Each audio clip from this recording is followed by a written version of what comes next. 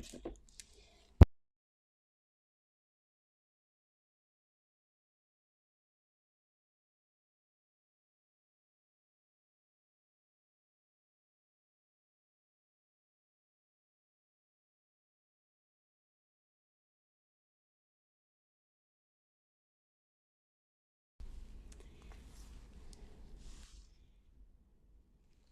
gonna give y'all a second to come up in here. Okay. We are live. We are live. We are live. I need you guys to go ahead and drop some yellow hearts as you come in. Drop the yellow hearts as you come in. Hey, Lisa. Hey, y'all. Hey, hey, hey, hey, hey, y'all. I feel like, oh my God, we haven't been live in like forever, forever, forever. Okay, so I'm excited. I don't know why I feel nervous. Like this is not what I do, because this is what I do. So as you guys come in, go ahead and drop me some yellow hearts. Let me know you are in the building. Give this video a thumbs up. Let the people know that we are live and you guys are enjoying the content. Okay, we are here to celebrate 10K. Okay, soon to be 11, soon to be 12, soon to be 13, 14, 15, because we have goals. We have goals this year, right? We have goals, okay? We are here to talk about Married at First Sight and all its shenanigans. I am just so excited to talk to y'all. Hey, Miss V. Hey, D. Brown. Hey, y'all. What's going on? I feel like I haven't talked to my people. Hey, dear. I feel like we haven't talked in a long time, so we really got some things to get into. So, first things first, Happy New Year.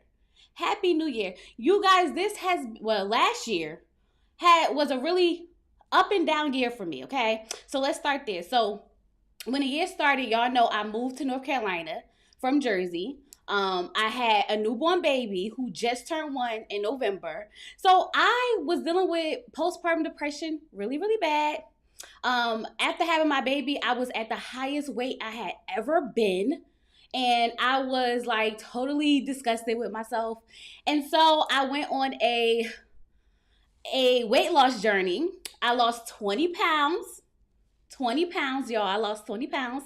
And I was just like, finally getting back into the groove of like finding me again, okay? Because moving down here, and even though I was closer to my family, my mother's still 2 hours away. My sister's about 40 minutes away. So it was kind of rough, like, navigating, having a newborn, my husband working, me being alone, like not alone, but, like dealing with the baby while he's working, trying to navigate all of that. So I'm just so happy that I'm finally in a good space mentally, physically, emotionally. So I really hope that 2025 brings all the things that it's supposed to bring, not only for me, but for y'all. Oh, thank you. Yeah, listen, y'all. I'm 5 feet. I'm 5 feet. So any type of weight on my body is a lot. It's a lot. So I was up there. I was up there and I was like, oh no, baby. Oh no, I got to come down. I'm still not where I want to be, but nonetheless, I feel a lot better. Okay. We hit 10K. Let's talk about this YouTube journey for 2 seconds. YouTube has been one of the things that have kept me sane. Y'all know I started YouTube when I was in a depressive state and I needed an outlet, and you guys were there for me all my day ones. Y'all know. It took me a while to get the 10K, but that's my fault. That's my fault because I didn't want to branch out. I was scared to test the ropes with different shows, but I'm finally coming into this new era of YouTube that I'm so excited about, and I'm ready to like really jump into all the things with you guys. Okay, you 5 feet too, yeah. So any weight on us, yeah, it shows. But we hit 10K. We are at 10,389. So if you are here and you keep coming back and you have not subscribed, go ahead and subscribe to the channel for me. Let's do that. Subscribe to the channel, because we need to, keep growing. We're not going to stop here. We got to keep pushing and going, okay? So now that we got all that out the way, how y'all doing? Good. Now let's get into this Married at First Sight because we got some conversations to have, okay? So I've been going over my comments for the last couple of days because y'all know we had 2 weeks off of math. So I had nothing to do but read the comments, respond, and like and love all of them, right? But there was some comments that I did want to kind of like get into, but not like really get into, but just have a discussion around. So the first thing I want to talk about is the fact that I see this a lot when it comes to reality shows. People are always saying how reality shows are like, trying to set the black woman up, okay? We always get the worst of the worst. It's always, it feels like they're trying to like set the black woman up. And I want to just make this not a thing. It's not a thing, y'all. They're not intentionally going out to set up black women. They're not, okay? These shows are casting people for entertainment value. We already know that. But also shows like Married at First Sight, shows like Love is Blind, there has to be a risk that is taken with those type of shows because you don't see the person. Someone said that they should cast, I guess like society attractive people. And I'm like, why? Why do you feel like because a person isn't what society deems attractive, should they not, try out for a show to potentially find a love interest? I think things like that is dangerous. We've had some successful black couples from Married at First Sight. We had Woody and Imani. We have Kristen and Christine. Yeah, Kristen and Christine. We have Jeffy and Shanice. We have Deanna and Greg. What they decide to show is setting the black woman up. What they decide to show, but let's take a second. When you say what they decide to show is setting the black woman up, are you sure about that? Because only thing that they can show is what's being portrayed. Now we can't control the fact that I do feel like they can do a better job at the background checks, okay? Shows like Ready to Love, oh my God. They can do better. They can do better with the background checks.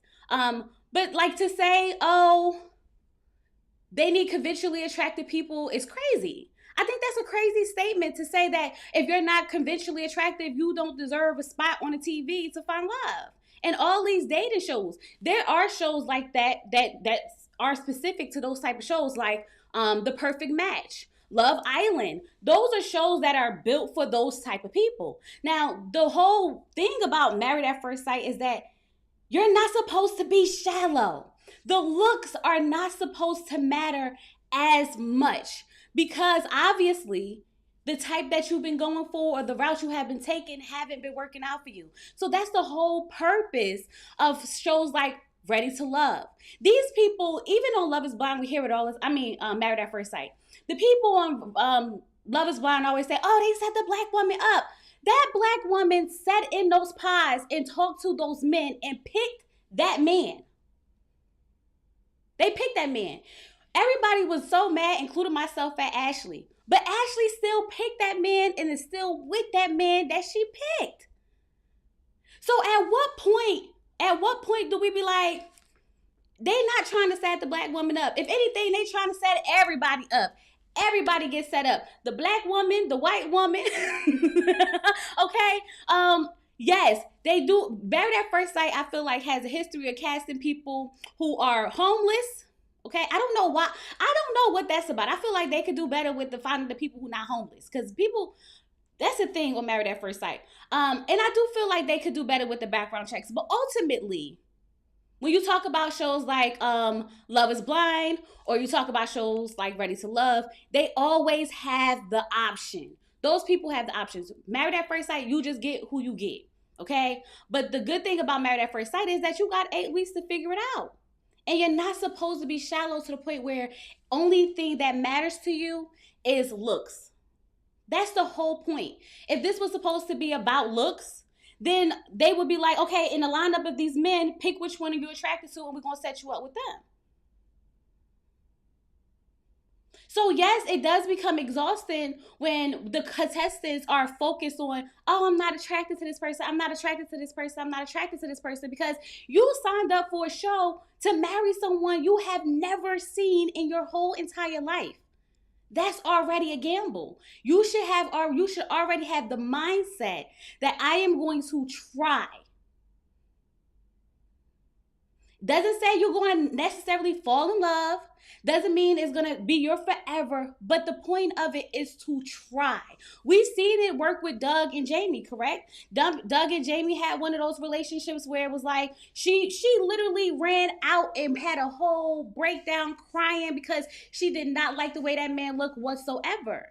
She was not attracted to him whatsoever. But now look at them. Married, just had some more kids, living their best life. That's the whole point of the experiment. So I really need us to get out of this mind frame as like, reality TV is here to set up the black woman. The reality TV is not here to set up the black woman. Because then if they don't have enough of the black woman, you're going to say, they don't never cast a black woman. Child, make up your mind. Y'all seen what the white women go through with the men too. So why even want us to sign up for this and then be like, oh, they setting us up? Everybody knows that when you go on reality TV, you take a gamble. You take a gamble. You signed a contract. You know that you could be portrayed any type of way, and you have to be conscious of what you give them material-wise as to what they're going to put out. I think most men with good jobs won't go on Love is Blind. A lot of, listen, we talk about this every season for all these shows. A lot of these men, a lot of men, I'm going to say men, who are very successful, very, very successful, and are very attractive. Very successful and very attractive. And for men, you don't even have to be that attractive. You could be attractive and broke. Child, these women don't care. But what I'm saying is, they not signing up for these shows. So you should already know as a woman that you want to sign up for this show, and you might get a man who got a coin, but he may not be the best looking, okay? And you might get you a man who don't got a coin, who might be really good looking. But then that's another risk that you got to take, because is he here for TV? Just like everybody, I do believe that if you sign up for reality TV, there has to be something in you that wants to, be exposed. Like, not be exposed, but get the exposure. Hey, Cliff. Oh, thank you. Thank you. Thank you. Hey, Cliff. Happy New Year. I think, right. Most men who go on Love is Blind, most men who go on these TV shows, if they got it all together, they're only looking for fame. They're only looking for fame. This is their way to get seen. Someone said that they don't think that, someone said that men, no one has actually gotten famous from being on Married at First Sight. So I don't know why people keep saying Akeche is here for fame or to be. Let me tell you something. Married at First Sight is a huge reality TV show. Okay, you are going to be seen by millions for weeks. Okay, Married at First Sight stays on for sometimes 3 months. Okay, you're going to be seen by millions for 3 months, and then those people, me and myself included, we get invested. We get invested, and we want to, and if we like you, baby, we're going to follow you on Instagram. You want to promote something, we're going to buy it. Like, that's just how the Married at First Sight nation works. So for someone to say, what does someone have to gain from coming on Married at First Sight, is crazy to me. We're not talking about we're not even talking about Ready to Love on their own network. We're talking about Married at First Sight on Lifetime. Okay, so I think we're on a whole different playing field when we start talking about why would somebody want to come on this show for fame. Absolutely. Most people who go on reality TV shows is usually looking for fame. And if they just so happen to find love, then good for them. Good for them. Oh, Deeps and Natalie said that they are making $1 million. Exactly. There are things to gain from these shows. So I don't know why people try to like downplay the shows, because you know how many people review this show? You know how many times we talk about it? And it's a thing. It's definitely a thing. Okay. Do you not know that by Akeche being on Married at First Sight, do you not know how many people went to Amazon to look up his book? Do you not know how many people probably bought the book and not saying they bought the book? Do you know how many people bought the book just to see if it's full of ish so they could talk about it on their channel? Because maybe I might, but I'm not going to give them my coin. Okay? I'm not going to give my coin. But let's not act like that's not promotion. It's some type of promotion. You get what I'm saying? All right, y'all. I gotta turn on my fan because I just got hot. Give me 1 second.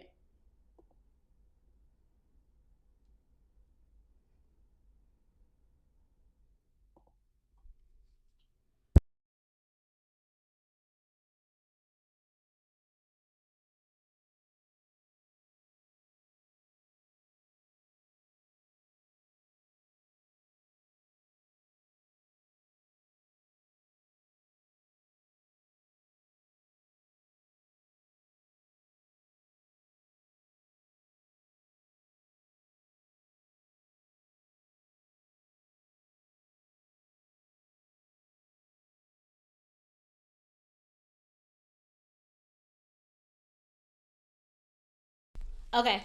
Can you guys hear me? Can you hear me good? See me good? Hey Chloe, I feel like you haven't been live in a long time. About 6 months. It's been about 6 months. Okay, let me tell y'all what happened. My laptop screen broke, okay? And I never got it fixed. And so for Christmas, my husband bought me a iMac computer and a new webcam and a mic. So I was like, oh, we have to put this to use. Okay, we have to put this to use. So it's to use. It's to use. It's to use. Okay. So yeah, we going live again. We going back. We back going live. I'm still gonna get my laptop fixed because I need it, but we still going back live. Okay. We are officially back in the groove of things. We getting back into the groove. Okay. So let's start with our couples. All right. Which couple y'all want to start with? Let me know in the chat which couples y'all want to start with so we can get into it. You love MM? Happy New Year. Yeah, people go on these shows for clout and exposure, of course. Hey, Alice. Hey, Judy. Hey, Shakira. Hey, Elsie. Okay, so which couples y'all want to start with? Let me know. You in love with MM? Okay, now we're going to have to sign you up for the show. We're going to sign you up for the show next. Okay. Let's start with Madison and Allan. Okay.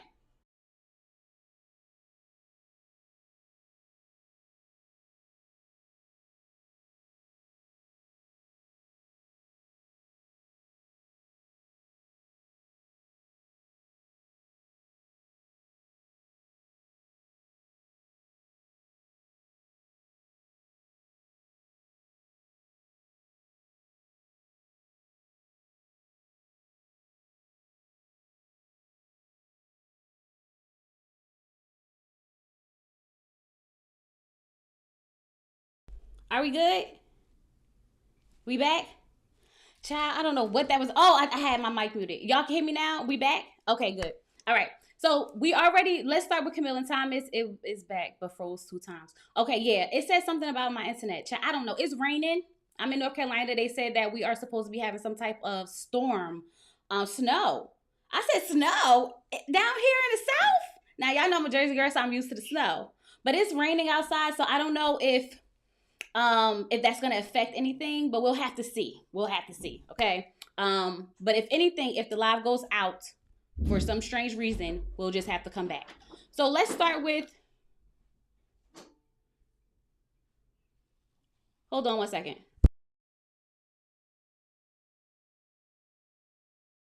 Okay. So let's start with Camille and Thomas. So y'all want to start with the caveman? No, because we're going to be here all night. We got to start with Camille and Thomas and work our way up. We got to work our way into it. Y'all just want to get straight to business. Okay, Camille and Thomas. So we know that Camille done tricked off on Thomas. Okay, it ain't tricking if you got it. And obviously she got it because she bought him some daggone diamond earrings, got him flossed out up there, looking good. Okay, Thomas is really feeling himself. I feel like Camille really pissed me off in the first half of this season, and we are finally getting somewhere with these two. Now, y'all remember that I was saying in the very beginning, like, yo, this is the only couple I could see making it. I'm back on that train. I feel like the conversations that Camille and Thomas were having, although we were getting frustrated with it, I'm assuming it seems like it was productive. It seemed like we got somewhere. And that's all that matters, okay? If they was having cultural differences and she was struggling with it and they finally got to a place where they can, start to explore each other intimately. They can start to explore each other and really start connecting and getting a bond. I'm here for it. She finally got her swag that she wanted so bad. I mean, y'all said that if she wanted him to be like iced out and dressed a certain way, that she need to go ahead and buy it. So what did she do? She went ahead and bought it. She went ahead and bought it. Okay, Camille paying for the sugar. Don't let Camille fool me. No, listen. We got to take it for what it is right now. We don't have nothing else to bet on. So we got to take it for what it is. I'd rather root for one couple than no couple. So at this point, I'm going to root for Camille and Thomas. I have to. Camille's still on my list. I did not cross her off the list. But I feel a little bit better. Camille... Swag fight was all production induced. It had to be. You want to know why I do feel like it could have been production induced? Because it didn't last as long as the arguments last. Y'all know usually when these couples have like a argument, it lasts forever and ever and ever. Do you still review what with everyone in the box haven't seen this season? You mean like let people come up? I haven't in a long time. I don't think they had that issue. The word swag came out of Dr. Pepper's mouth. But that's because Camille kept bringing it up. She kept bringing it up how she didn't feel like he was black enough. Remember, he not black enough. He don't feel black enough. Well, she ain't, child, now put words in her mouth. She didn't say he wasn't black enough. She said they had cultural differences. But if y'all remember when on the after party, Camille said out of her own mouth, she said that she came up here with the thought that she was going to have to get somebody together, gather somebody up. She thought she was about to get an asshole. She thought she was going to get a somewhat emotionally unintelligent. She said all of that out of her mouth. So when you put that into context as her thinking cultural differences and her saying that she usually go for loud, dark skin, not flamboyant, flashy, boastful men, it makes you realize that she's only thinking of a certain type of black man, and that she said it herself, and I ended up with the nice guy. So when you put all that together, it's like you thought that you really have in your mind that most black men, in order to be considered a black man, you have to have some type of emotion. You can't be emotional intelligent. You can't be a nice guy. You have to be, flashy and boastful, and you have to be an asshole, and you have to be gathered and get somebody has to get you together. Because this is what she thought she was getting when she thought she was getting a black man. And for that, she stays on the list. She's staying on the list for that. Am I happy that she's starting to rediscover black men in a different way? Sure. But do I think she's fully changed her mind about it? Absolutely not, because Thomas is mixed, right? She's mixed, he's mixed. So she still doesn't perceive him as fully black. But hey, if you find love with Thomas, I'm happy for you. I'm happy for you. If it works out, it works out. So, okay, let's talk about that. Now, I got a comment, like episode 1 or 2, and Thomas talked about how he cheated, right? And one of the comments said, Thomas is a lame. He's a liar. There is no way a man will go on TV, or a man is just going to admit to cheating for no reason. He said, ask your husband. Your husband would not just be like, oh yeah, I cheated in the past if he did. No, like they're just not going to do it. And I was like, really? I didn't think about it in a moment, but it did seem very suspect for Thomas to just come out and be like, at that table in front of with all the women, like, I did cheat in the past. She wanted a hood dude. She wanted the hood. She wanted the hood dude. Kept trying to make him feel bad because he's securing himself. Okay. Thomas already admitted to being a cheater. Boring guys cheat too. Guys cheat. Guys cheat. That's why every time I say good guy, I'm always like, good guy. He knows other women would come out and tell it. Child, y'all, if y'all see it, send it to me. I don't remember. Didn't the friends ask him if he ever cheated? I don't remember. I really don't remember. I couldn't tell you. Thomas was being transparent. I mean, that's the only way to be. At the time, I thought it was like, the only thing that bothered me about that was the fact that Thomas told all the other girls before he told Camille. Camille had to find out through her friends, and I felt like that was weird because they had a conversation at the table where she asked him what happened in his past relationships, and he didn't say anything, but he decided to tell the friends that. And so when they told Camille, and they was like, we know that's a deal breaker, that's when I was like, a little suspect. I don't, honestly, the only time I feel like cheating is a big deal in the past depends on how long ago in the past.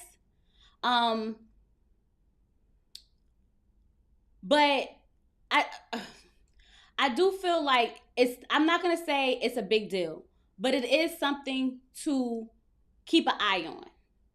Okay? It is something to watch out for. It is something to, pay attention to.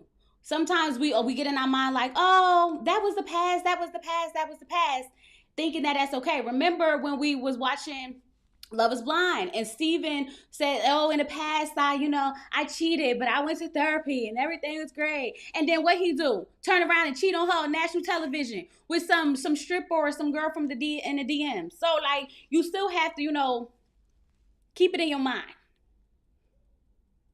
Keep it in your mind. Keep it in your mind. Don't get me wrong, cheating is wrong, but they act like he's the only man ever cheat. Child, we already know that. Listen, find me one who has never cheated in their whole entire life. Find me a man who has never cheated in their whole entire life.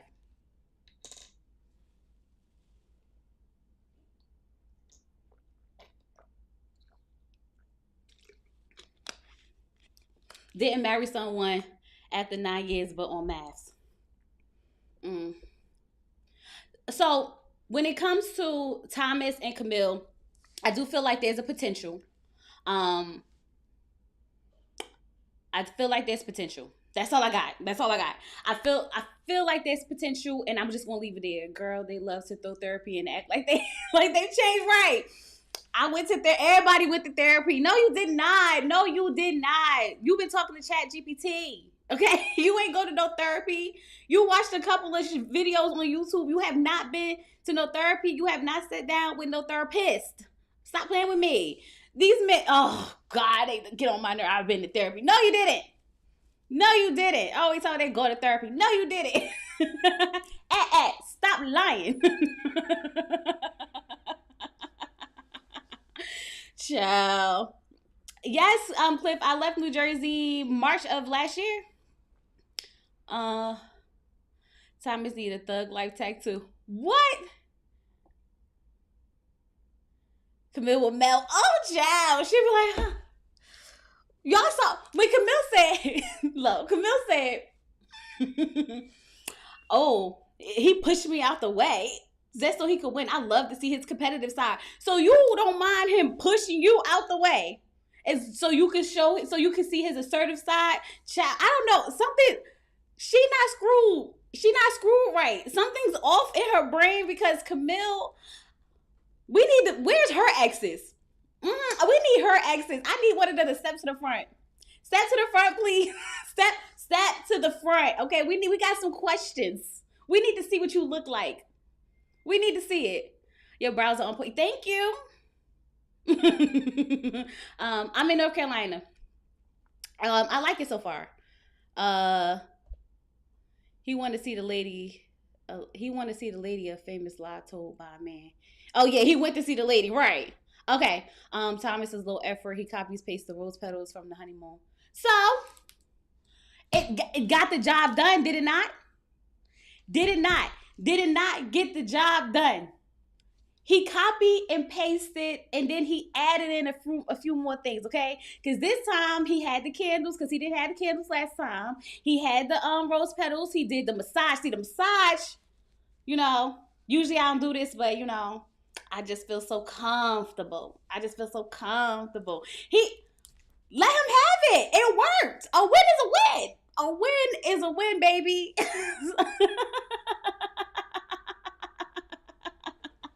I'm not mad at him copy and paste. If that's all he know, do it every time. If it worked, do it every time. Do it every time. And next time you pull out, make sure you have a diamond necklace or a pair of earrings or a pair of shoes or a nice bag. Keep adding stuff to the mix every time you pull out the same copy and paste. I'm with it. I'm with it. If she likes it, I love it. Yeah, I'm about 40 minutes away from 30 minutes away from my sister. And 2 hours away from my mother, which is big because I used to be 8 hours. So, yeah. Okay, so I'm rooting for them for now. Because, you know, things change. Things change all the time. So let's just go ahead and get into, who's the next couple? Oh, Juan and Carla. It's over.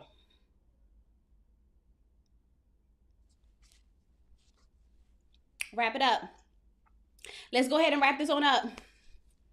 We gotta wrap Juan and Carla up. Carla wants to be taken care of, and y'all don't listen to me when I tell y'all. I told y'all Carla want to be taken care of, but she don't want to admit it. I told y'all Carla want to be taken care of. She don't want to admit it, and everybody and Juan is not that. He's not that guy. He's not that guy. Juan made it very, very clear that he is not in the business of supporting a woman, okay? He didn't even make it seem like once he get his stuff together, he's going to be in the business of supporting a woman. No. Juan came up here talking about he don't have no time.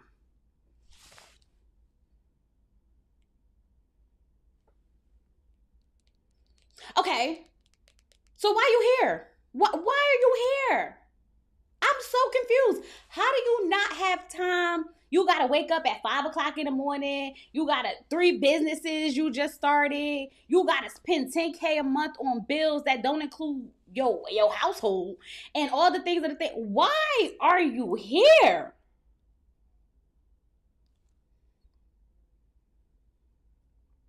The way he said it's 1 o'clock. He had his phone up. It's 1 o'clock. And Carla just now getting out of bed. Look at her with her bum self. Just getting out of bed. She's a bum. She don't do nothing. Look at her. Look at her back there. Just now getting up.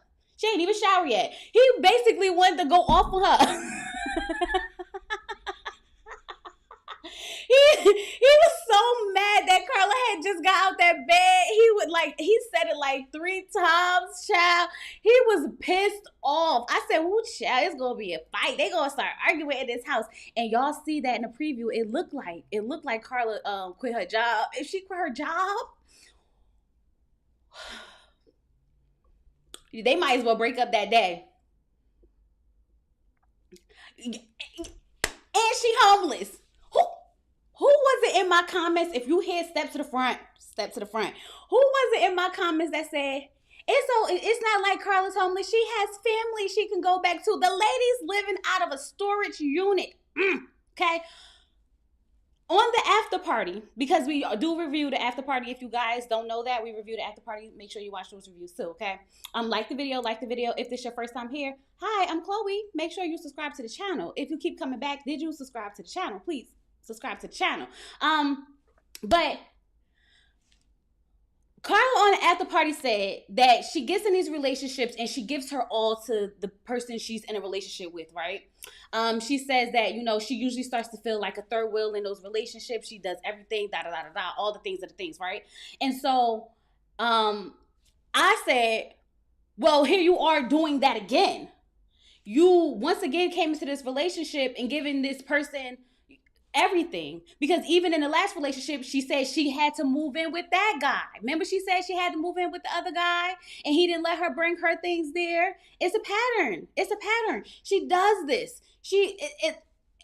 we have to do something different. You can't just be hopping from couch to couch, whether it's family or not, and have your things in a storage unit. There was no bed in that storage unit. There was no dresser in that storage unit. That isn't a storage unit where I just put my things because my lease is up. Carla should have renewed her lease, even if it was for 6 months, half the year. She should have renewed her lease. I am sorry. I'm sorry. She's still working, right? It's not like they make you quit your job. You can't work those weeks, whatever. The most you're out is the first week for the honeymoon. Okay, take some PTO, do what you gotta do. She owns a business. She could afford to take some time off and still pay her rent for her apartment. Why would you let up your lease because of Married at First Sight? And I said this. We have been watching Married at First Sight together, all of us, okay? We've been watching Married at First Sight on this channel since season 10. We are on season 18. I've been watching Married at First Sight since season 5. I want to say season 5, okay? So we've watched all these seasons to know that these producers and these experts will set you up. Your chances of actually walking out of this still married are low. They're like in the hell. They're in hell. Which is why every time when we do our cash reveal, right? And I go, I don't know why people keep saying they trust in the experts. I'm putting my trust in the experts. Like, are y'all watching the same show we watching? Why would you do that? Why would you do that? Even now, if you do find the love of your life, good. It worked out. But baby, this is an 8-week experiment. Nothing will say, you know what? Let me just let go of my apartment or whatever. That'll be fine. It's whatever. Absolutely not. Absolutely not. Carla signed up to be on Married at First Sight to get a place to live. Child, that's like Christine. Remember, what's her name? Christina? Remember Christina was matched up with, I can't remember his name. But she was matched up with that man and they was like, she was like, because they really went to her car. They really went to her car. And she had all her things in a car. And I was like, why would they do this? And then Henry, right. And she had the nerve to talk about Henry and his little apartment and his little refrigerator and how he barely had food in there. Which says, your stuff is in the car, child.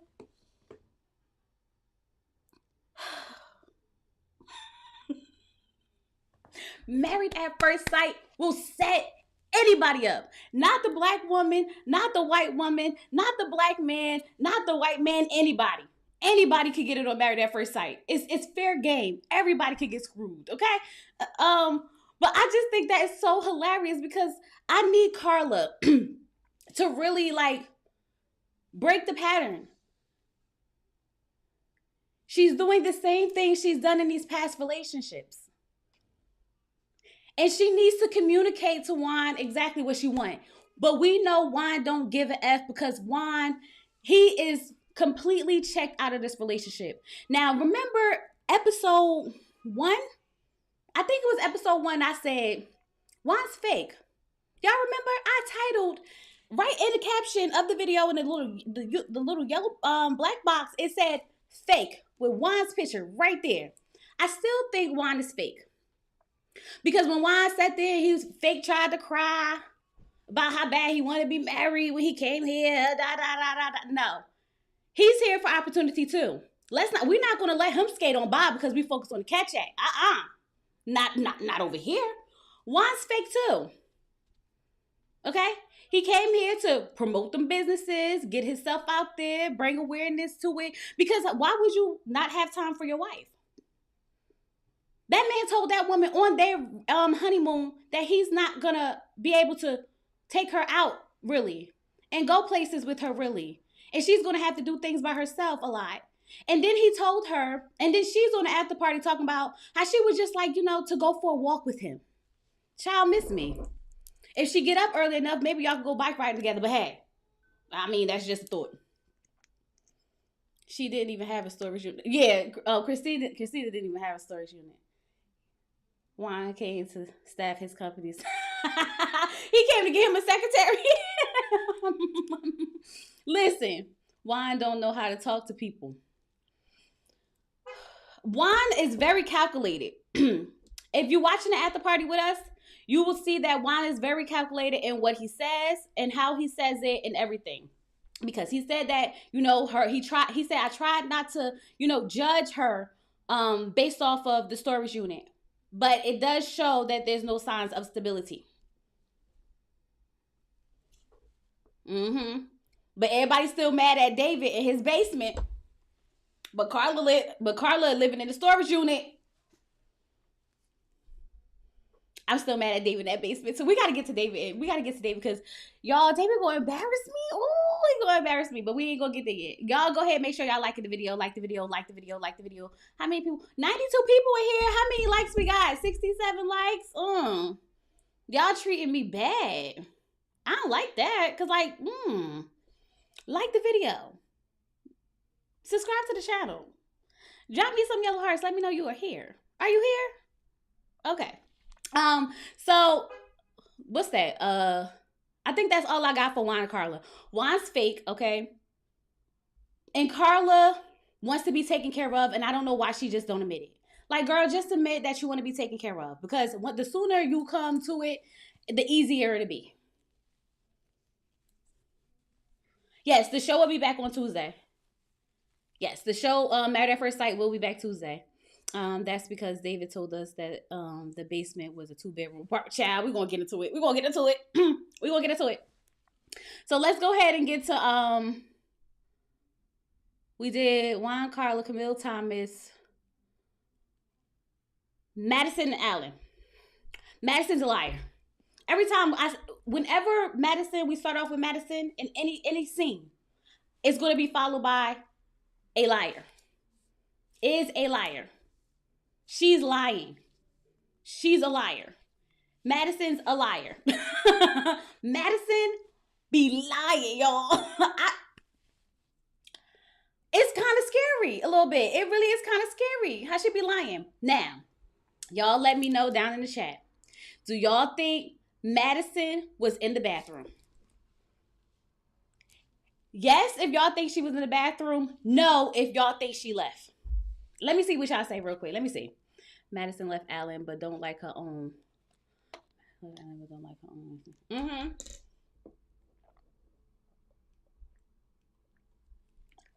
Carla wants the nanny and a maid to take care of.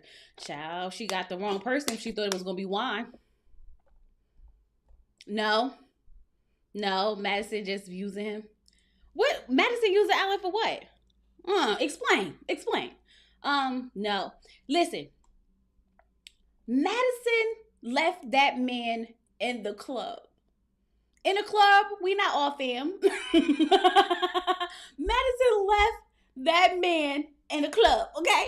She said to her friends, she said on the after party that she said that Allan gets out there and he becomes like, real obnoxious and loud, and I just don't like that side of him. And I told my friends I need to go to the bathroom, so we just to get a break. No, you told your friends that you needed to leave.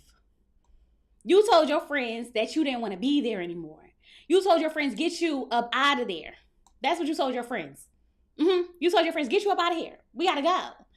And y'all know who else was out there with them. So not allegedly, because she said this.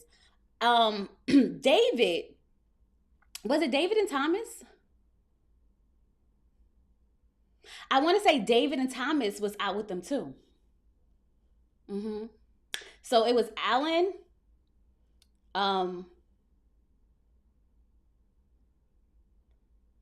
Whose housewoman? Was it Allan? Wait.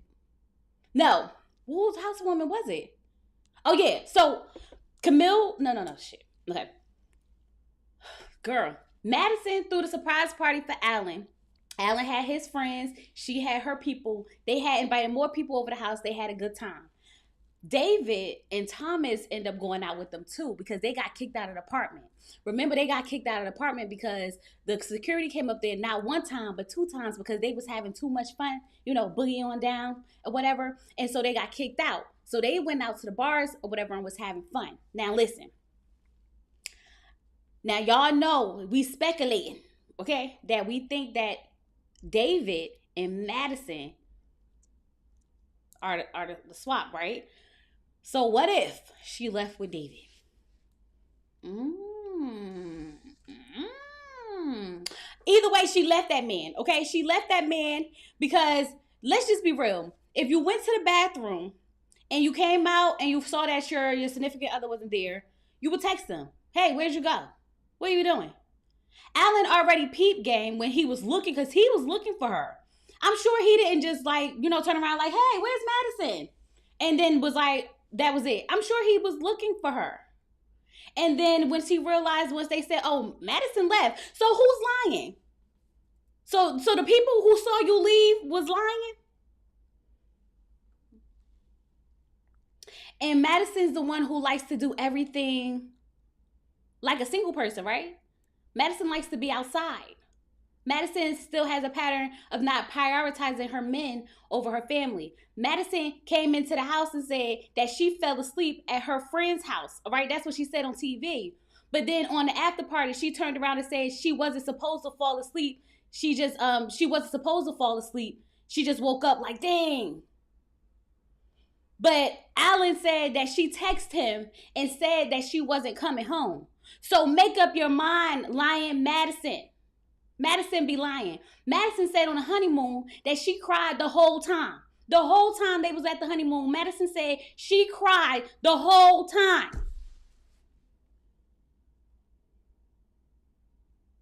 She be lying. Just lying for no reason. Like, girl, why are you lying for no reason? Because you mean to tell me, let's think about this. Let's think about this. You mean to tell me that if you was crying the whole honeymoon, that the production wouldn't be like, oh, this is great TV, get her, film it right now, get her. Stop playing with me. Stop playing with me.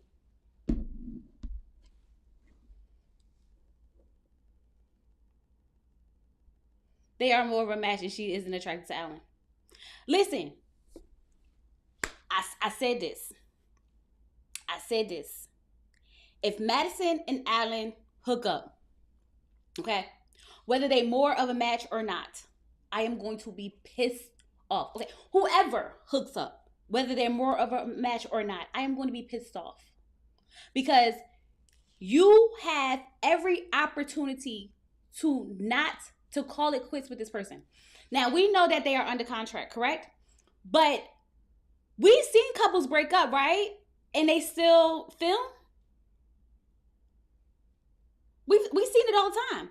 We've seen couples just, sleep in different rooms and really not engage with each other and still film, right? So the same way we say Madison leave Allan, the same way we say David, just leave Michelle, leave David, Michelle leave David, Michelle leave David. David has the same. David can do the same thing. He can leave. But if David is sitting here acting like, I'm just trying, she won't give me a chance, and then he turned around and is sleeping with Madison at the same time, baby. Oh, hell no. Oh, no. It's no.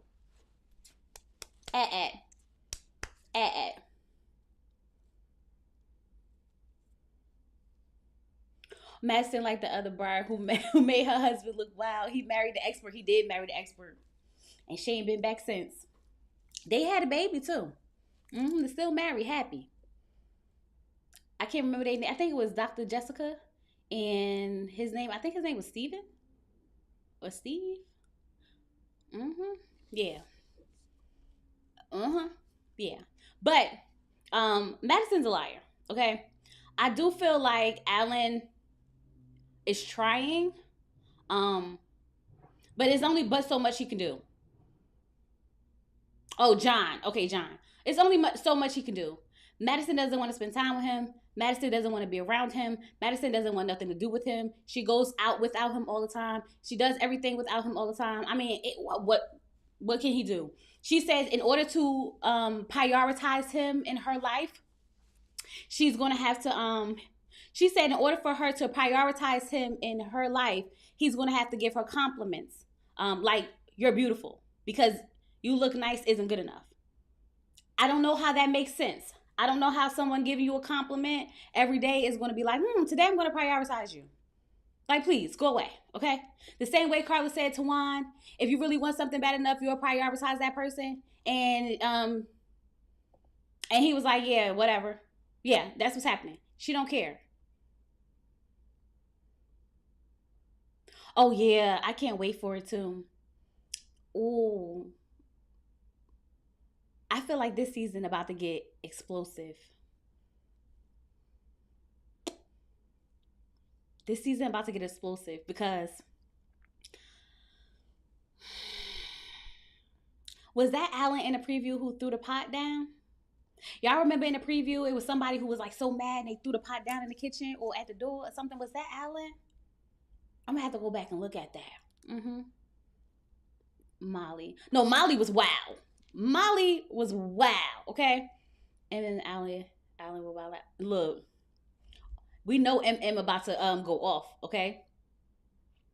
MM said, "You give me a clown, I'm gonna give you a circus. I'm gonna take you to the circus." I know that's right. I know that's right. So Madison's a liar. I don't trust her at all. I don't believe anything she says. And poor Allan. It's nothing he could do. It's nothing Allan can do. She don't want him. She don't even try. She fakes it for the cameras. She tries to fake it for the camera. But you could tell that they don't talk. They don't communicate. Allan does like to cook.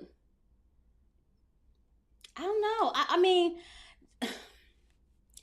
if looks are that big of a deal to you, don't sign up for a show like Married at First Sight. Like, you know, if looks are a big deal to you, why would you sign up for a show like Married at First Sight? There's no part of me that would sign up for a show like Married at First Sight if I know I want my man to look a certain way.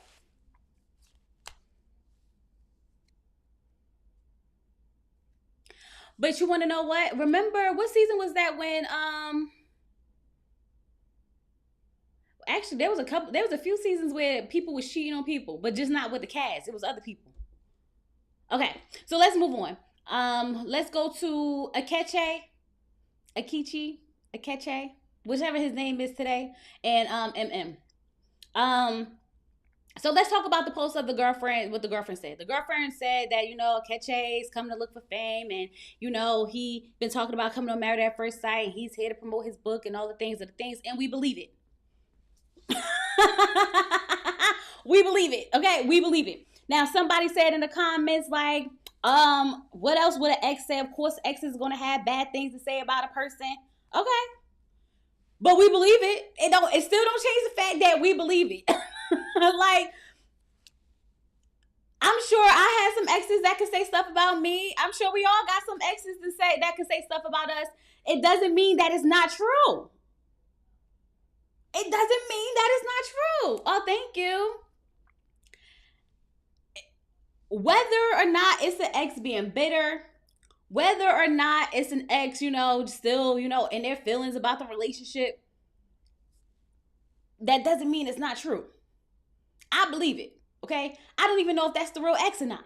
But whoever wrote it, I believe it.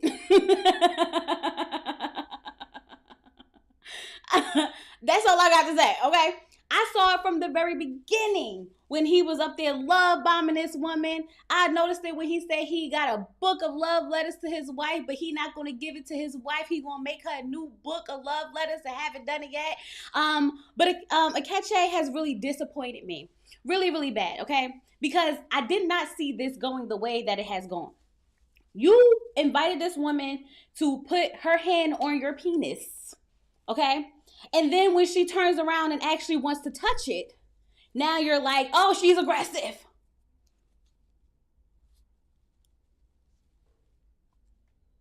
You married a woman at first sight, and when you come home from work and she wants to give you a hug and a kiss, oh, she's aggressive.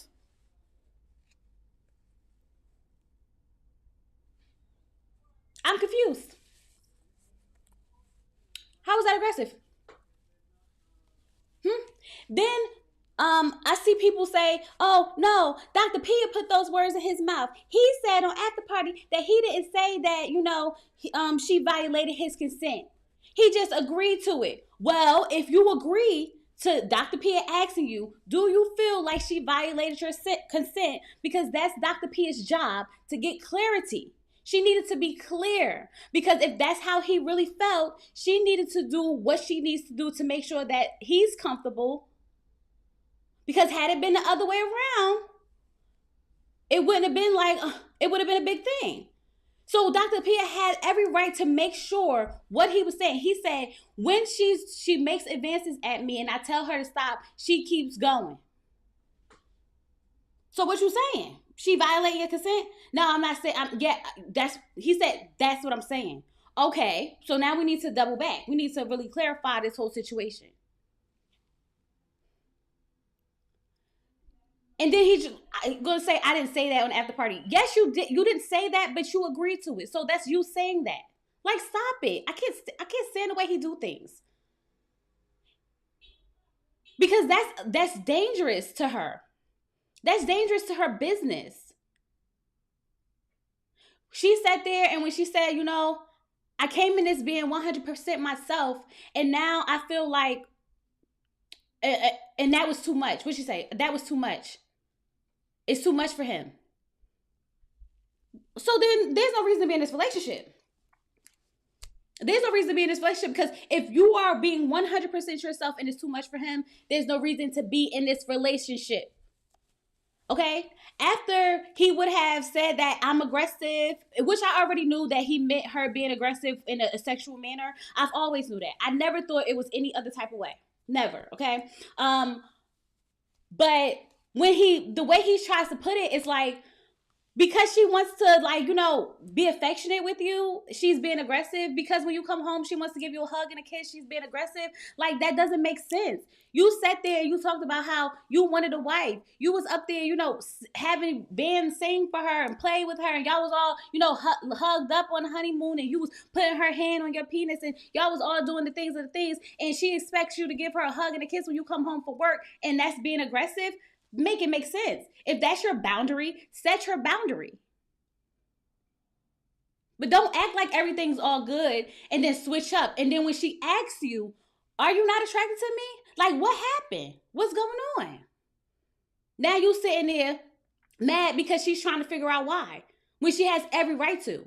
If this was the boundary you set in the very beginning, then we understand. We get it. You don't want to kiss. You don't want to hug yet. You're not there yet. Cool. But don't be sitting there putting my hand on your penis. Don't be sitting there all hugged up on me, touching on me, feeling my booty. And now all of a sudden, I'm aggressive. And then when I ask you what's the switch up for, now you don't want to talk to me?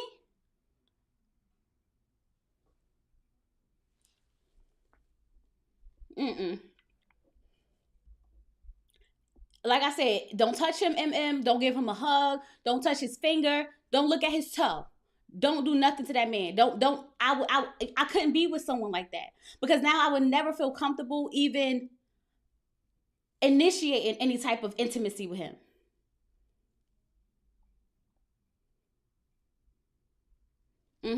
He's threatened by her success. A lot of you guys seem to think that he switched up when he saw the apartment. I don't know if that's true per se. It may have something to do with it. I don't know. I just feel like he can't fake it anymore. I honestly just feel like he can't fake it anymore. I think that he thought he was going to get someone who was going to be a little bit more, hold back a little bit more, not really give it all, not be ready for all the things. And he got someone who was ready for all the things. He got someone who was ready for all the things. And we know that we don't think he's attracted to her. Because on the after party, he said that MM asked to see pictures of his ex-girlfriends, right? And I think that she asked to see pictures of the ex-girlfriend because she wanted to see what type of woman he's attracted to or what type of woman he usually go for because he's obviously not attracted to her. Not that man don't like women. Ooh.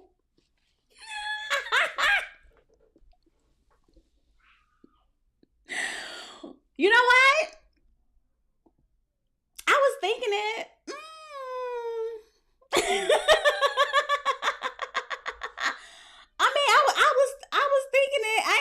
know what? Let me remove it. I don't know. I ain't gonna put that on her. I ain't gonna put it on her, but I'm saying I was thinking it. Okay. Even if she breathes, he's mad. That man don't like her. That man don't like her. He never liked her. He never liked her. My third is he put her hand there for the other couples to see. Wanted the image of being a hot couple. Yup.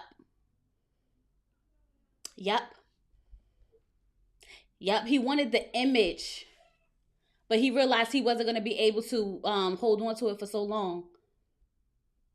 He wasn't going to be able to fake it for so long because he realized, like, dang, I got to actually, like, sleep with this woman every night. I got to hug this person every day. I really got to spend time with this person. I got to talk to them. Like, who does that? That's not what I planned for my marriage. Nah.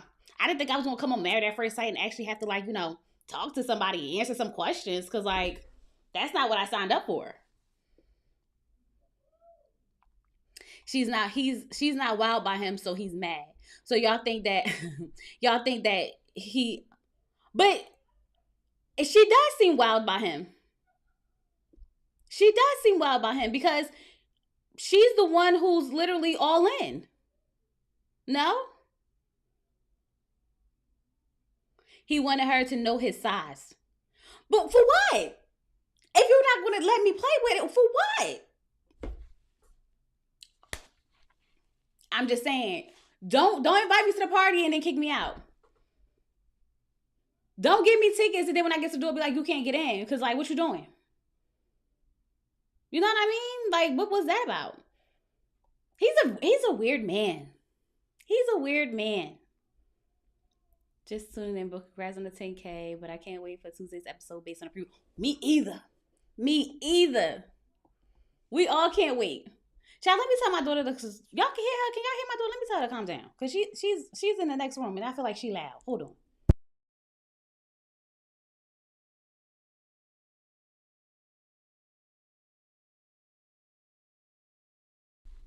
Okay.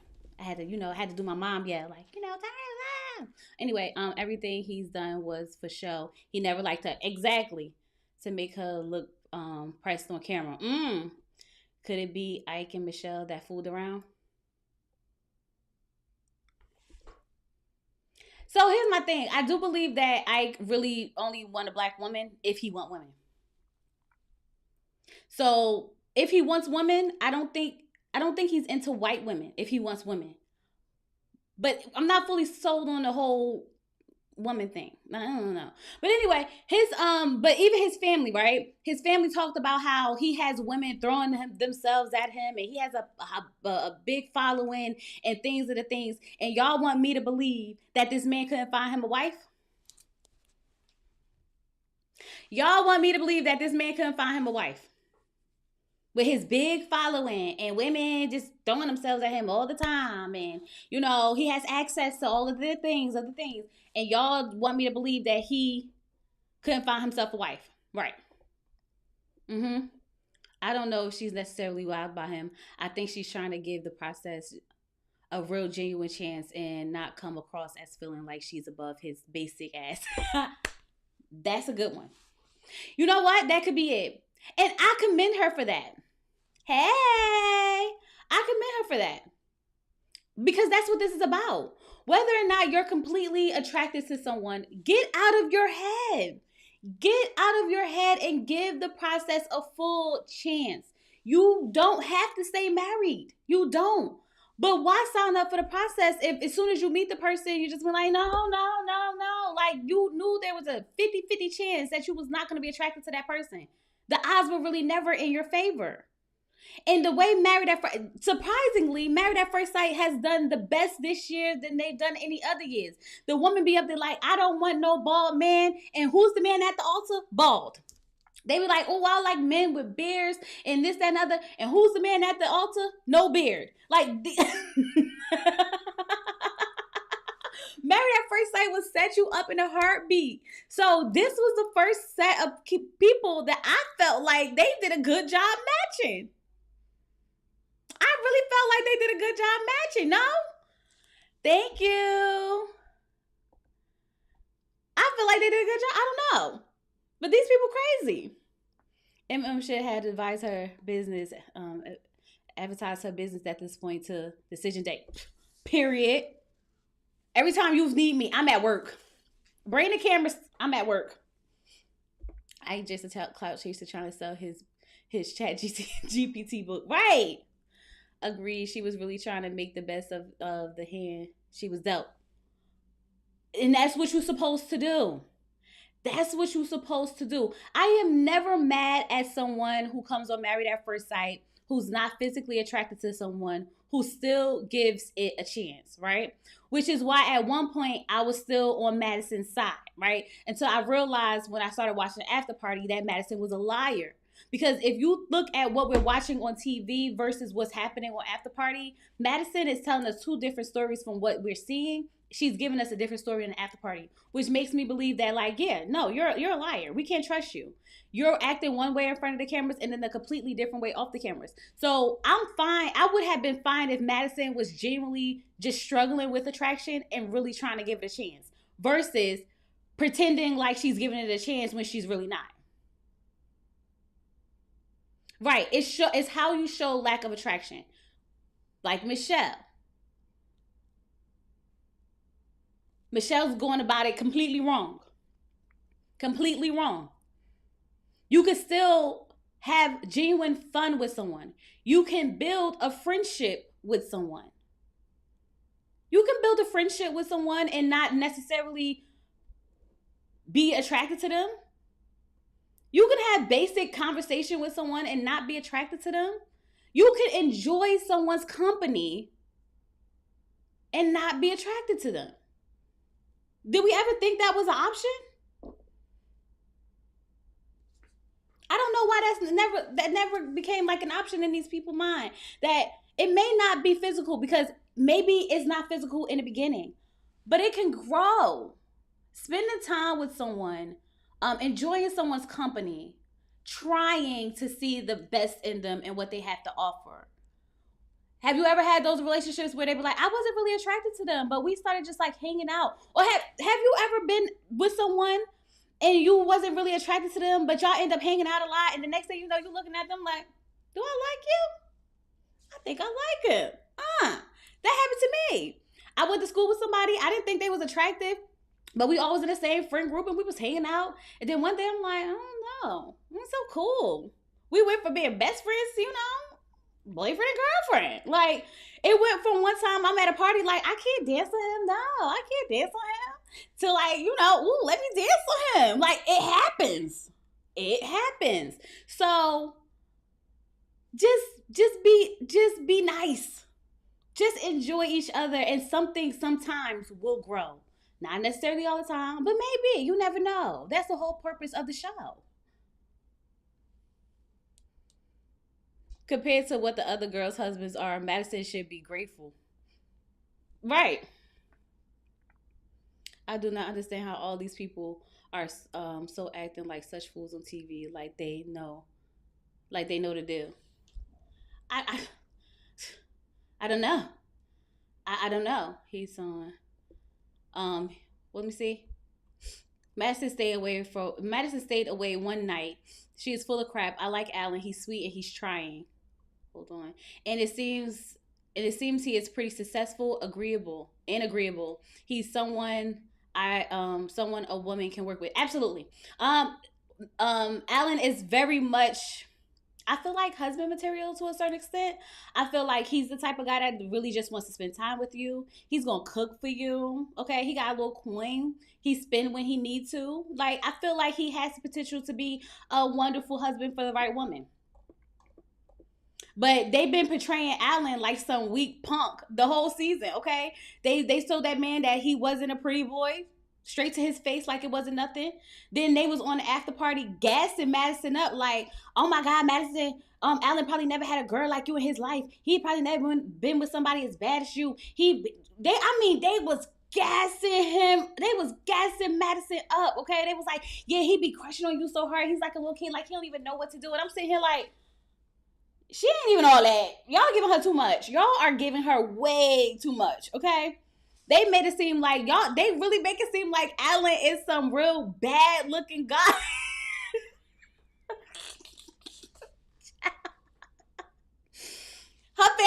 like, she's used to dating pretty boys.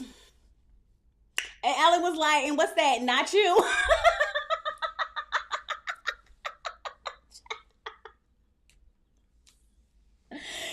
They be wildin'. These people be wildin' because I'd have been mad as hell. Because, like, what you not about to do is stop playing with me. Stop playing with me, okay?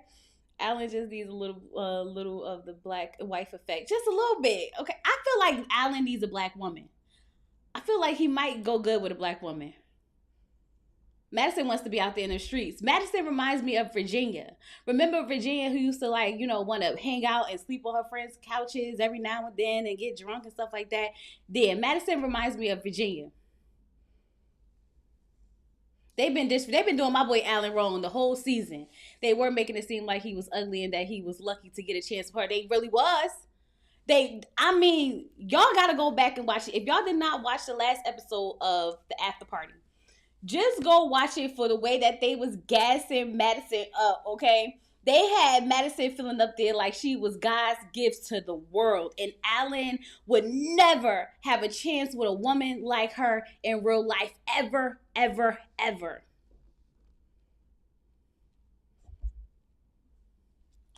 I'm like, first of all, her and them strong arms. Okay, never mind.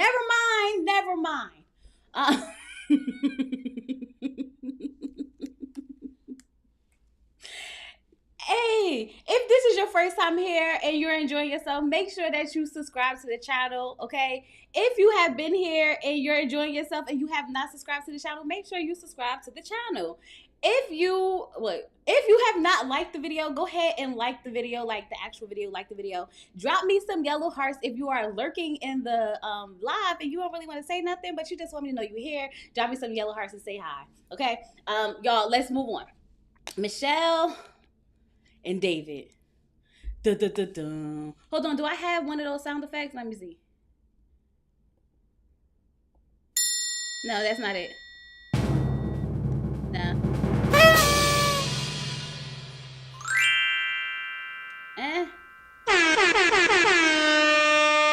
No, that's not the one either. I gotta get some more sound effects. I need the one to be like dun dun dun dun. Okay, for Michelle and David, because these people get on my nerves. Okay, they get on my everlasting nerve. Okay, first of all, David, fix your hair. Fix your hair. My God, every time I see David, he in a phone like this, waving that daggone ponytail. Fix your hair. It drives me crazy. The way he talks drives me crazy. Every time he's talking, he'll be like, yeah. Oh, drives me crazy.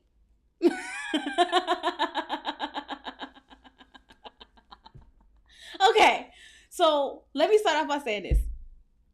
So y'all think David gonna embarrass us? Okay, so we know David don't have a lot of money, right? Because he works 2 jobs. But that does mean that he can have a good piece of money. He working 2 jobs. So y'all think David got money in the bank? Tell me what you think. David is acting or is one of the chromosomes away. I really hope, because David already embarrassed me. Let me just start from the beginning. David already embarrassed me because I was like, we got to see that apartment. There were 2-bedroom. Wait, we got to see the 2-bedroom apartment in the basement with the dishwasher and the laundry room and the things because she's doing too much. She's doing too much. Blah, blah, blah, blah, blah, blah, blah. And then David went up there and embarrassed me. Okay, with that daggone basement apartment. Okay, was not presentable, wasn't clean. I could have even dealt with it if his room was nice. I would have been fine if the room was nice, okay? Girl, David got about 800 saved.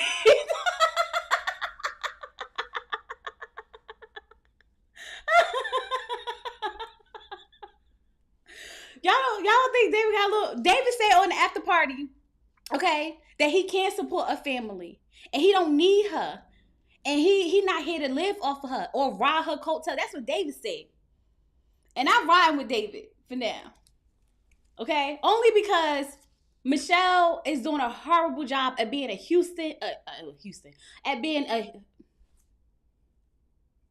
doing a horrible job at being, what is the word I'm looking for? At being a decent, at being a decent human being.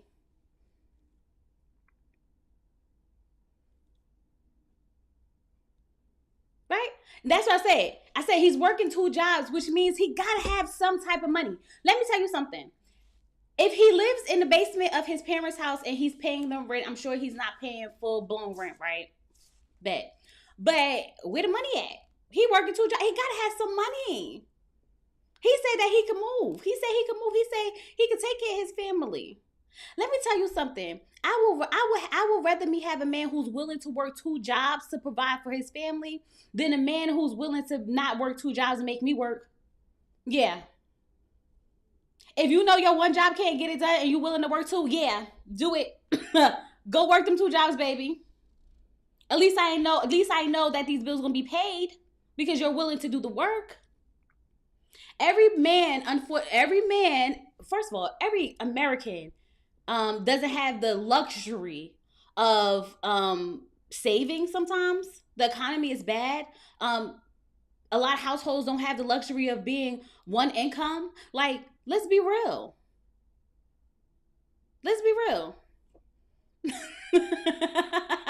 We all was. Shahi embarrassed me so bad. David embarrassed us so bad, y'all, because we was like, we gotta see that apartment. He said he got an apartment.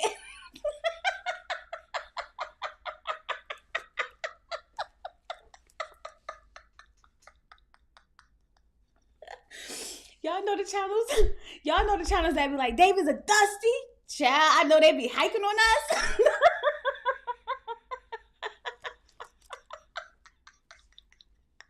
I know they be hiking on us, calling us pygmishas and everything.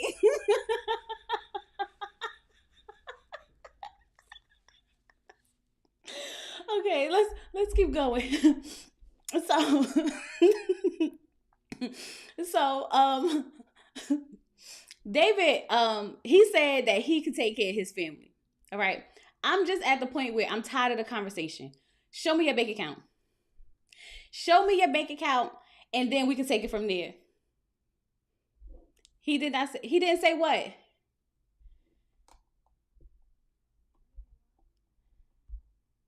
They pull the crap every season, share the financial information, get it right.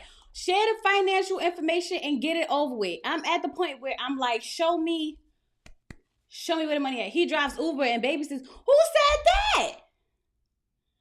Now who said that?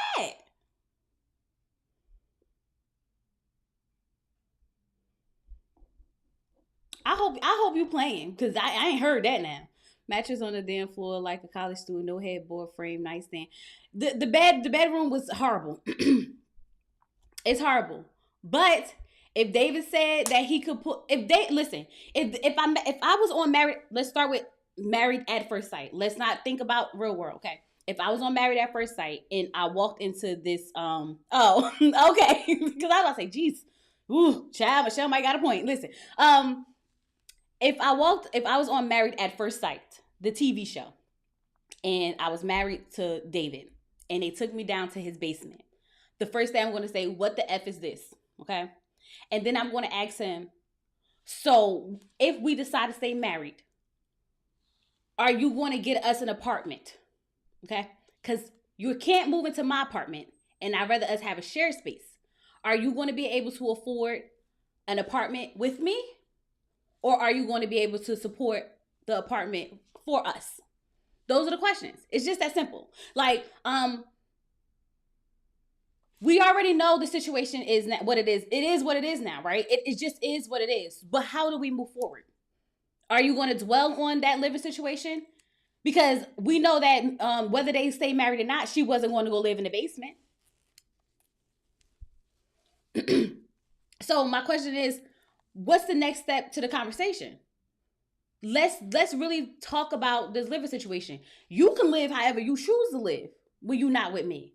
But once you get with me and this 8 weeks is up, what's the next step? Now, if he start talking about something, oh, we can move into my mama's basement until we get things, absolutely not. Now you got me effed up. Understandable. You get what I'm saying? Y'all see where I'm going with this? Like, David is coming off as if he's basically saying, okay, I can get us an apartment, or I can move out whenever the time is. Like, that's not the issue. So if that's not the issue, let's not make it an issue. Michelle, what does Michelle do for a living, since she claims she's living a fancy life? I don't know. I don't know what Michelle. Anybody know what Michelle do? Because she's living the best life in the whole entire world. So my issue with Michelle, and I'm not mad at Michelle if she feels as though David cannot provide for her. I feel like everybody should get what they want. If you want a man that's gonna provide for you, you should get a man that's gonna provide for you. Not mad at it. But if you come on Married at First Sight, that's part of the process. There's a 50-50 chance that you're gonna have to go 50-50.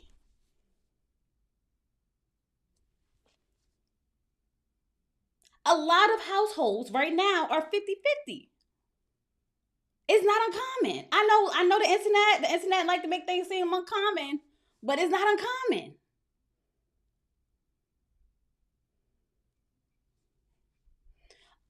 So I feel like the thing that I have with Michelle is that Michelle's attitude is nasty and disgusting. So, hey, Romel, where she feels as though she's better than him. The fact that she said that,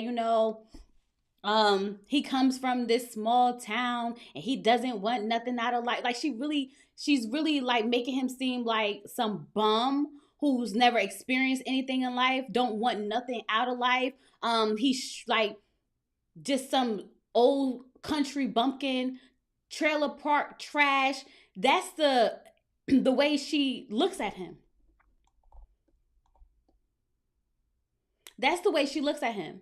And I feel like just because he's not the image of the man that you think he should be, doesn't mean that he's not a nice person. Doesn't mean that he's not, that he won't be able to provide for you. Doesn't mean that, like, I'm just trying to understand her mindset. Because what will it take for you to just be nice to him? What will it take for you to not be around his friends talking about how you embarrassed to bring him around people? You would never want to take him to a party for your job.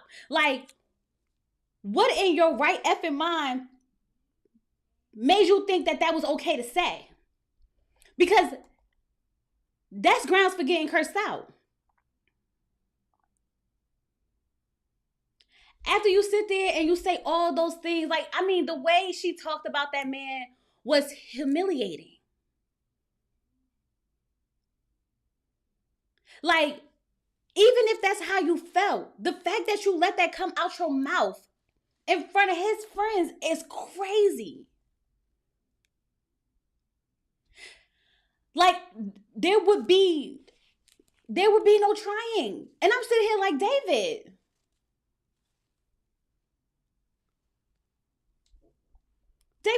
what's wrong with you?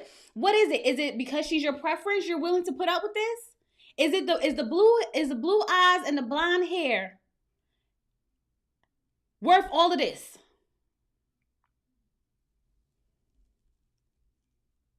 If David crashes out on Michelle, then she'll respect him. Right. That is the better question. That's exactly what I just asked. Why do you feel like that's okay? And this is why I said, if David is one of the people who does step out, I'm still going to be mad, and I'm not going to respect it. I am not going to respect it whatsoever. And I know there's going to be people out there like, that's what he deserves, somebody who going to treat him good. Absolutely. Yeah, he does. But he also signed up for this experiment. He also acts like he's still trying. And he also makes it seem like he's giving it a fair chance. So until he calls it quits and says, I'm not doing this anymore, I no longer want to participate in being humiliated and embarrassed, he's still obligated to that marriage.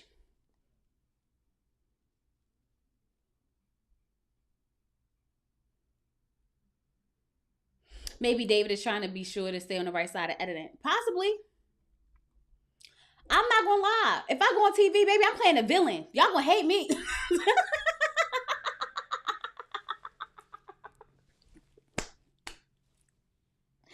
Y'all gonna be like, Chloe's so phony. Absolutely. Y'all gonna hate me. It's like that. I don't know. I feel like I could get a mean girl edit if I was to go on reality TV. I feel like I could get a mean girl edit.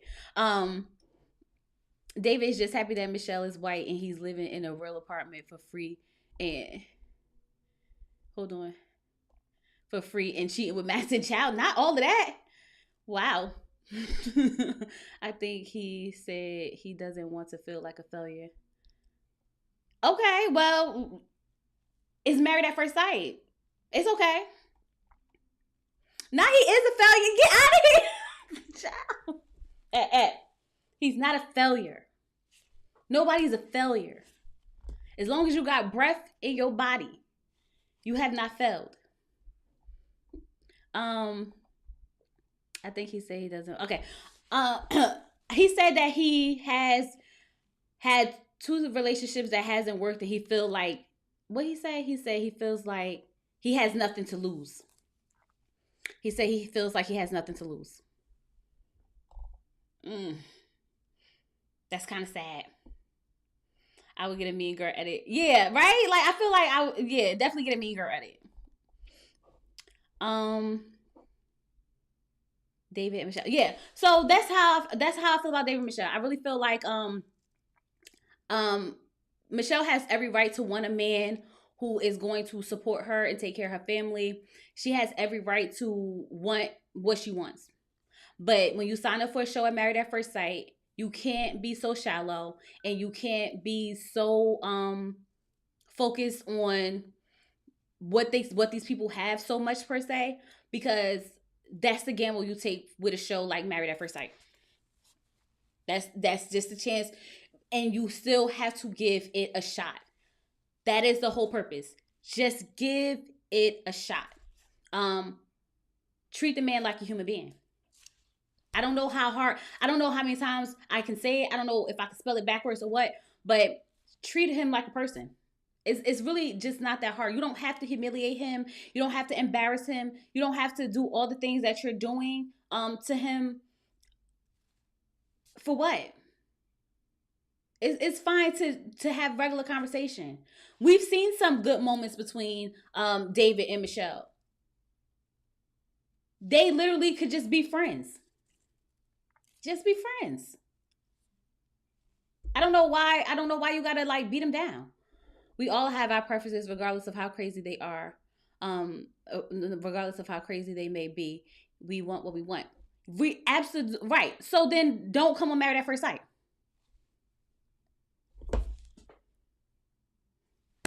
You can't want what you want and then trust producers of a TV show and 3 experts to match you up with somebody and you want what you want. That's not how this works.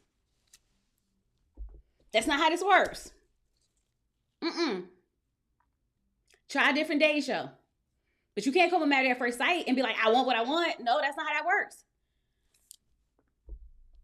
Like, you thought that they was going to let you get married at the altar to the perfect person? Come on. And then on paper, these people do be perfect. But what is it? They don't like the way they look. They don't like the height. They don't like the body weight, or they too skinny, or they too big, or they don't like the fact that they snore in they sleep, or oh my God, he limps when he walks. It's always something. It's just always something. But they did Michelle so dirty. Yes, she could treat him like a human, but they didn't give her much. Hold on. They didn't give her much to work with. He smokes and he lives in the basement and has no ambition. Listen.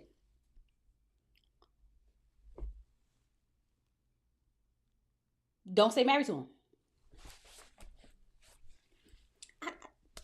Don't stay married to him. That's it. If you feel like you can't tolerate this person, don't stay married to him. Continue filming. Keep it on a friendship level.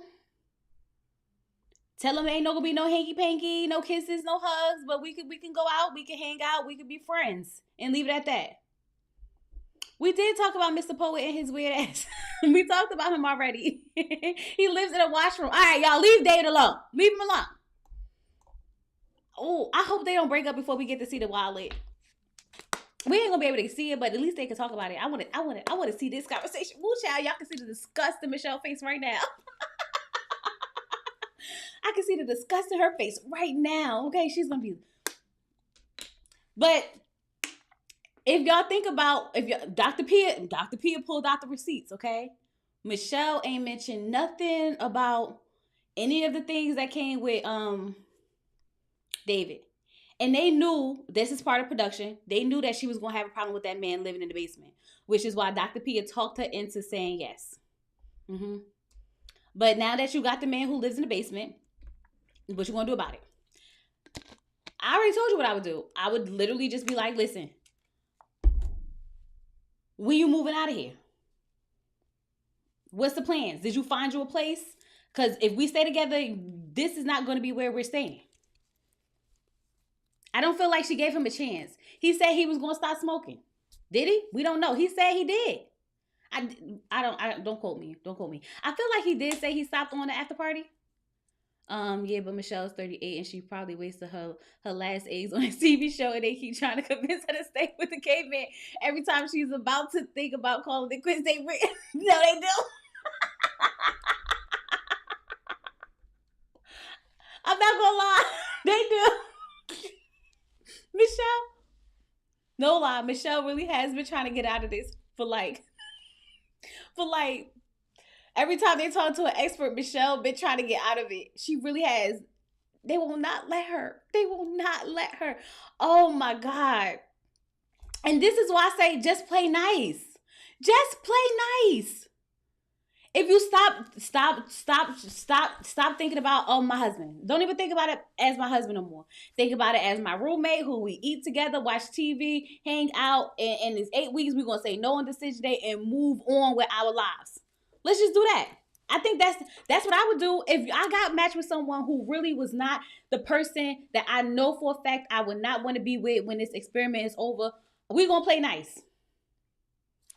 I'm going to sleep in my bed. You're going to sleep in your bed. We're going to go hang out with the couples. We're going to let it be known that we friends. We cool. It is what it is. And either they going to have to let us go on their own, or we going to ride this thing out to the 8 weeks and be like, all right, bet. She has more eggs left, though. She do.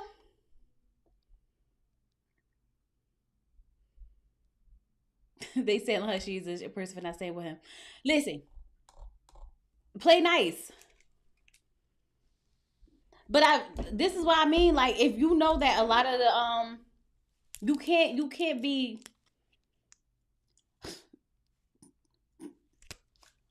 It's married at first sight. I don't know why people act like this is all new. Exactly. Clint and Gina did so good at playing nice that we was like, y'all really should just go ahead and do it. Like, y'all like best friends. That's exactly what I mean by play nice. Gina and Clint realized it was never going to work, even though Clint was holding on to a little bit of hope. Gina made it very, very clear that it was never going to happen, okay? And they played nice for the whole season. So much so that we felt like that there was some real chemistry there, and they just didn't want to feed into it. Well, Gina really didn't want to feed into it. That's how we felt, right? And that's what I mean by you here. Play nice. You don't got to be mean. You don't maturity, right? You don't have to be nasty about it. You don't got to humiliate them. You ain't got to embarrass them. You ain't got to call them out and tell everybody how embarrassed you are to be around this person. You don't want to bring this person around nobody. And the things. You ain't got to do none of that. None of that. Yeah, Dr. Pia did try it when she talked about changing the definition of being a provider. Okay. So I do feel like there are different types of providers, but that's not the type of man that's not what she meant by provider. Because there is one thing to have a man who's going to provide for you, but then that's how a lot of women end up in these, what they call them, single marriages, married single women who have provider husbands. but they don't take care of them emotionally, mentally. They don't help around the house. They don't help with the kids. So I think what Dr. Pia was trying to get her to understand is that there's more than providing than just financial. Because you can find you a financial guy, a guy who's going to provide for you financially, but you can also not be happy with that person. You can also not have, have different levels of definitions of right. So there is levels to providing. I think what Dr. Pia was trying to get her to understand is that the things that you have for yourself, you provided for yourself. What we're trying to give you is things that you can't provide for yourself. And that is the security of having someone who's going to be there for you, stand by your side, stick through it with you, even though you're treating him like an a-hole. Look how he's still trying. I think that's kind of what Dr. P was trying to get to. Because if you look at it now, there's a lot of women who are like, oh, I'm a single married woman. But if you just hear, oh, my husband provider, he takes care of everything. But those be the same women who be in the house doing everything and wish that they could go work for 8 hours of the day so they could get away from their kids for a couple of hours. Like, so you got to be very, very careful what it is that you want. You can go for the lifestyle, but does that mean that you're going to be happy? And I think that's what they're trying to get Michelle to understand, that there's more than just providing financially. Yes, you do need all of those things. You do need all of those things. Listen, you need all of those things, but it's just levels to the relationships. I do feel like they are older people. So, of course, I do feel like David should be a lot more established than what he is. But I also feel like if she knows that this is going nowhere, play nice. Play nice. I am paying all the bills. I'm going to do whatever the hell I want, and you aren't going to question it. Ooh, what? I don't know about that. See, that's financial abuse. That's what that is. Financial abuse. My husband pay all the bills. It hasn't always been like that, but he do. And he still do all the things. He cooking now. I smell it. Downstairs with the 1-year-old and everything. Yeah. No. What you mean? You are going to question it. We're going to question some things. That's financial abuse. Don't be like that. I don't like Michelle at all, but David is a basement dwelling adult child. Yeah, I mean, we'll have to see. I feel like because David is a man living, I feel like because he's a man, the expectation of like his living situation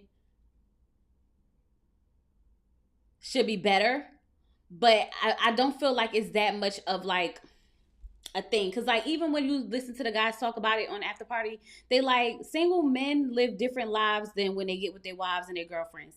And y'all have to remember that David was living with his girlfriend for 12 years. So he was living with a woman. I think when they broke up and he just moved back into the basement because it was like, why not? Like there's no point in me, doing this. I'm sure he wasn't living in the basement then when he was living with the girl. I'm sure he was like paying bills and helping take care of her. I mean, I'm sure you've been with a girl for 12 years. You think, y'all don't think he was decent?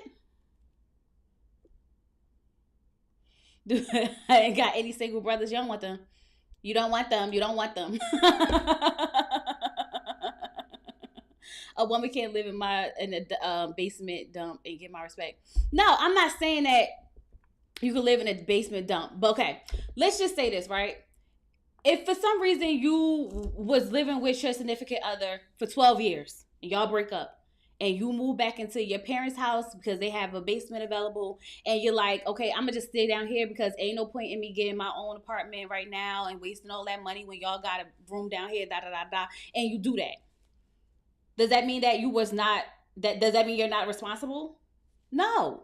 That just means that like you just made a smarter financial choice than paying $2,000 for a 1 bedroom to live in the basement. Now, do I think he should have done more with that basement? Absolutely. Do I think he should have made it more presentable? Absolutely. Do I think he should have invested in where he was going to sleep? Absolutely. That I agree with. I feel like it's nothing wrong with him living in his parents' basement.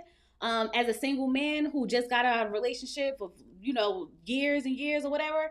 But I do feel like he should take more pride in where he is.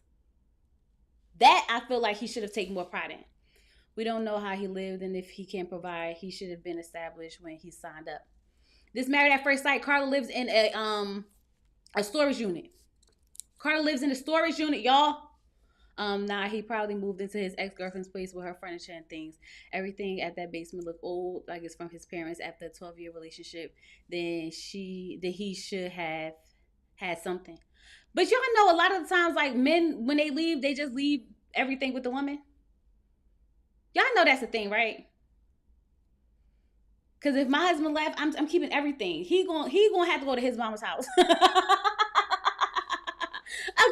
He gonna have to go to his mama's house, staying here. Okay? I don't know what you talking about. No, but I'm just saying, but you do know that a lot of times when men leave the women, they just let them keep everything because that's what most men do. I mean, I don't think he would put her out. I'm just saying. I don't know the situation. I don't care enough. All I'm saying is that Michelle can treat David like a human being. That's all I'm saying. Michelle can treat David like a human being. Just because that man lives in the basement does not mean that he doesn't deserve respect. He has been nothing but respectful to her. He has been nothing but kind to her and nice to her. And you treat people how they treat you. That's it. Just treat her. Just treat him how he's treating you. Like I said, you don't want to be with him? Cool. Play nice. But you don't have to be an asshole about it.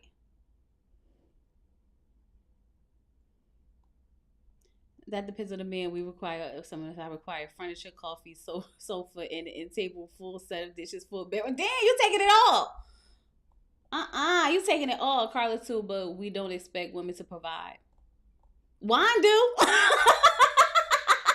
We don't Juan do. Juan, child, y'all, did y'all meet her husband? Did y'all meet her husband? Juan do. Juan most definitely do. May not provide everything, but he definitely looking for her to provide. He definitely gonna have to have.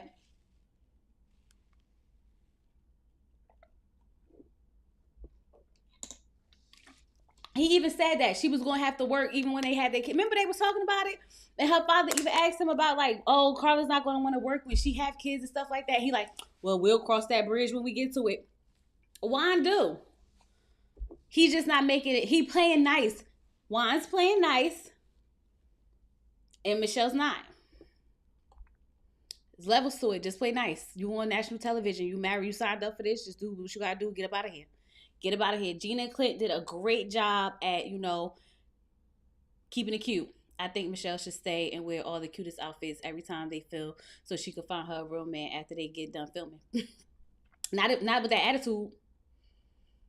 No man, after watching how Michelle is behaving, is going to want to deal with her attitude, I don't think.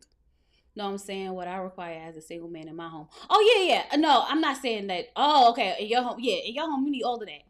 But I'm just saying, I just think that, like, some people make different decisions based on the circumstances that they are put in at the time. So, for me, it sounds like he was living with the girl. Things didn't work out. He just decided to go back home while I'm paying all this rent to be alone when I could live downstairs for my family, hang out with them. And you could tell that they're close, so he probably does like to just spend time with his family. And I feel like there's nothing wrong with that as a single man or a single woman. But my issue is I really feel like he should have did a lot better with that damn basement. A lot better with that basement. A lot better with that basement. Because if you're paying rent there, treat it like a real apartment. Clean it up. Fix your bed. Do something. And I would have respected that a little bit more. Season Love is Blind. She was a mess in the villain. Then the doctor slid her DMs and now she's married and got a baby. Jessica from season 1 of season Love is Blind. I I don't remember, but I don't remember what she was like. But I do know that she got married.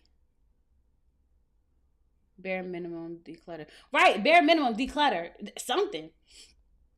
I can't remember what Jessica act like to remember. I can't remember. No PlayStation, no current plastic, solo cups, all that stuff. Yeah, there's a lot of things that was wrong with that part with the basement. That's the issue. That's the issue for me. The issue for me was the condition of the basement. Um, Not so much of the basement because I feel like I said, if we was going to be together and you say that you was going to get us an apartment and you prove to me that you could do it, then I'm fine. I'm fine. Wait, I watched the first season of Love's Bond and don't remember Jessica. That sounds I don't remember Jessica either. I don't remember either. But anyway, y'all, that was Married at First Sight. That was Married at First Sight. No, the producers are not here to set up black women. They are here to set up everybody. They're here to set up everybody. Everybody's gonna get it. It's equal setup over here, okay? Also, you're right, Papa John Juan on it, like, so you got a job, right? Yeah, Juan, y'all think Juan is not fine with Carla. He thinks she's a bum. Juan really thinks Carla's a bum. That's crazy. He really thinks she's a bum. He really thinks she's a bum, but he plays it cute. He plays it cool. He's just, playing nice, like Michelle should do. Play nice. Don't do too much. Just do a little. Just do a little. I think that's pretty cool that he can go back home, seeing the cameras were coming. I guess David it is what it is. Yeah, that's what I'm saying. Juan wants a workhorse. Ooh, child, not a workhorse. It don't seem like he's trying to put her. Y'all think he's trying to put her to work? Y'all think he's trying to put Carla to work? What we do know is that he don't want to take care of her, and she don't want to admit that she doesn't want to be taken care of, and that's the part that drives me crazy about Carla, because it's like, girl, just admit that you want to be taken care of. Well, I need some people to download his app so he's playing nice with bum Carla. Maybe. But it's better than getting the edit that Michelle getting. It's better than getting what Michelle's. I would rather you play nice with me like he's playing with Carla and just say no on decision day than to literally get up there and humiliate me and tell me how I'm embarrassing to be around. I'm the worst human being. I ain't never gonna be ish. I came from nothing. Ain't never gonna be nothing. Like I would rather I would rather you play nice with me than do all of that. You know what I'm saying? Right. That's the part of the game. That is part of the game of Married at First Sight. Just play nice. Not saying he should be a sugar daddy, but Juan has never mentioned anything he would do for a mate. Nope. His idea of showing that you like somebody is cooking and cleaning. Things that you have to do for yourself anyway. Never once did he say anything about doing anything for her. You're absolutely right. Absolutely right. But yo, how long we been up here? An hour and 30 minutes. We did good. We did good. Where's my applause at?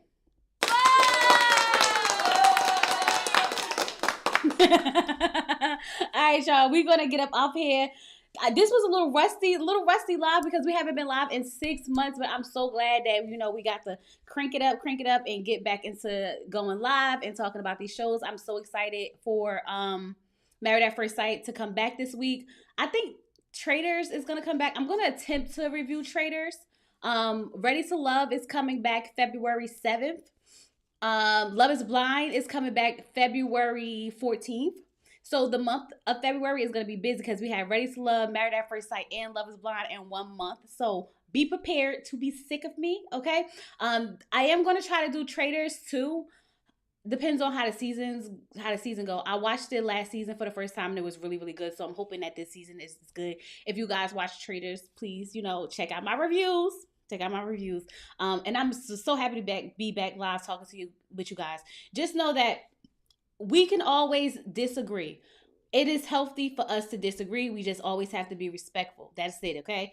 I'm fine with the disagreeing. Just be respectful because I love you all.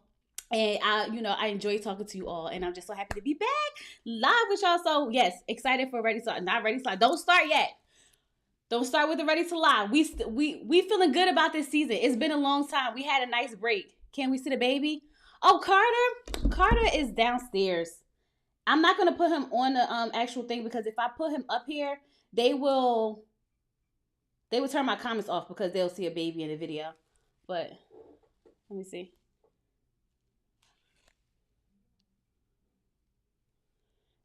Y'all can't see him. Hold on. I'm gonna post him on a community post. Let me see if y'all can. Anyway, I'm gonna post him on a community post. He's one now. My baby. My little baby. So it's gonna be a lot easier for me to get some content and to go live, because he doesn't take a lot of like he doesn't take as much attention as he did when he was a baby, you know. So I'm gonna post him on a community post so y'all can see him. My baby. Oh, I can't believe I got a 1-year-old. A 1-year-old and a 12-year-old is crazy. Y'all, what was I thinking? What was I thinking? I don't know what was wrong with me. But here we are. Here we are. Okay. So I'm gonna jump up off of here. It has been a blast talking to you guys. I really appreciate you all for subscribing to the channel, hanging out with me, watching my videos, liking the videos, all the things of the things. With that being said, I'm gonna jump up off of here. Peace.